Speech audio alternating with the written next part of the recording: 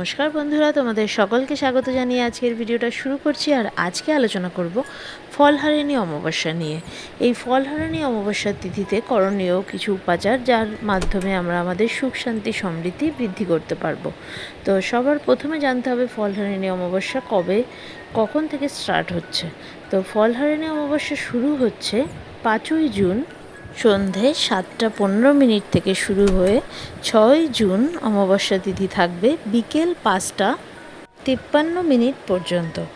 তো আজকে যে উপাচারের কথা আলোচনা করব, এই উপাচারটি 6 তারিখও করা যাবে, আবার 5 তারিখও করা যাবে। 5 তারিখ করলে অবশ্যই অমাবস্যা তিথি শুরু হওয়ার পর করতে হবে, আর 6 তারিখ করলে সেটা কিন্তু সকালবেলা বেলা 12টার আগে করা যাবে। তো এই উপায়টি করার জন্য একটি বোটা সমেত, অর্থাৎ একটা গোটা ফল নিতে হবে। ফলের বোটাটা যাতে আস্ত থাকে, মানে ফলের সাথে যাতে কিছুটা বোটা অংশ থাকে, সেরকম একটা যে কোনো ফল নিতে হবে। নিয়ে সেই ফলটাকে হাতের মুঠোয় নিয়ে মা কালীর স্মরণ করে, আমি স্ক্রিনে যে মন্ত্রটা এখন দেখাবো সেই মন্ত্রটা 11 বার জপ করতে হবে। ওম ক্রিং কালিকায় নমঃ।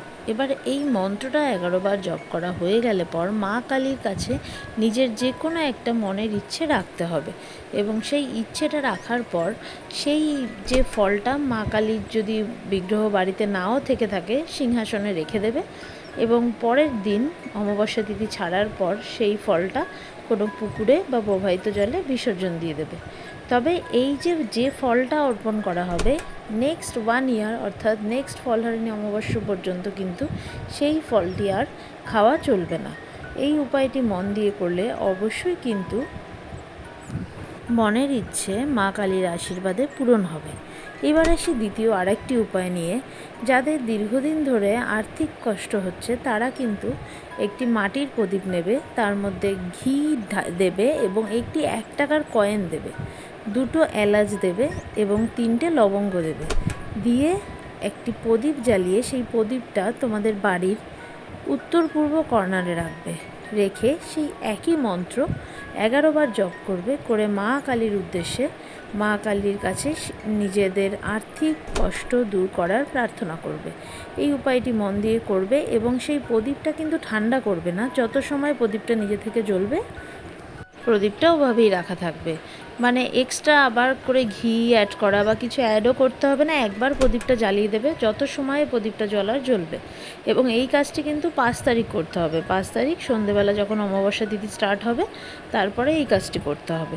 এবং প্রদীপটি যখন সম্পূর্ণ জ্বলা হয়ে যাবে, পরের দিন সেই প্রদীপে যে টাকাটা দিয়েছিলে, সেই 1 টাকাটা নিয়ে মা কালীর উদ্দেশ্যে প্রণাম জানিয়ে নিজের টাকা রাখার জায়গায় রেখে দেবে। এতে করে কিন্তু আর্থিক কষ্ট দূর হবে। এবং বাদবাকি প্রদীপ এবং তার মধ্যে থাকা উপকরণগুলো কোনো প্রবাহিত জলে বা যে পুকুর আশেপাশে, যেখানে পুকুরে ঠাকুর বিসর্জন হয় সেরকম কোনো পুকুরে দিয়ে দেবে। এই উপায়টি মন দিয়ে করবে, অবশ্যই ভালো ফলাফল পাবে।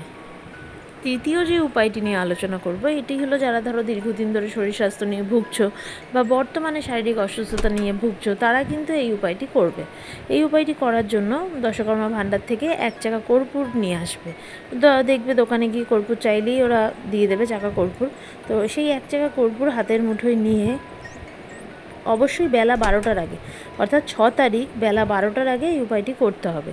স্নান করার জলে সেই কর্পূরটা হাতের মুঠোয় নিয়ে এক মনে মা কালীকে স্মরণ করে যে বলতে হবে যে আমার যেরকম শারীরিক সমস্যাতে রয়েছে, যে আমার এই শারীরিক সমস্যা দূর করে দাও মা কালীর উদ্দেশ্যে, সেরকম প্রার্থনা করে সেই কর্পূরের চাকাটি জলের মধ্যে দিয়ে দেবে। মানে 1 বালতি জল ভরে তার মধ্যে দিয়ে এবার সেই জলটা দিয়ে স্নান করে নেবে।